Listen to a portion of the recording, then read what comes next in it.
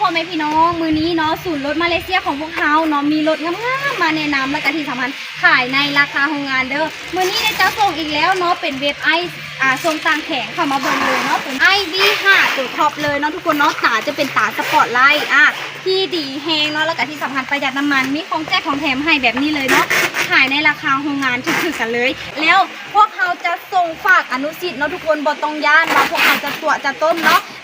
มีรถอนุสิทธิ์มาเอาแบบนี้เลยเนาะทุกคนเนาะแล้วอันนี้ก็คือเขาแพ็คฝากแบบนี้ให้เนาะตัวนี้เขาจะเฮ็ดให้ละเอียดเลยบ่ว่าจะเป็นโฟมกันกระแทกเนาะกันขีดขวดแล้วก็ใส่แก๊สให้แบบนี้เลย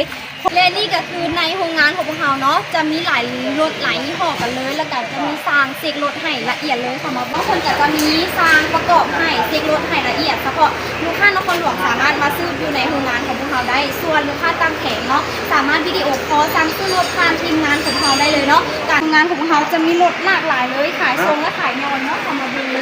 ที่ทั้งรถไฟฟ้ารถใส่น้ำมันเนาะต้องเป็นร้อย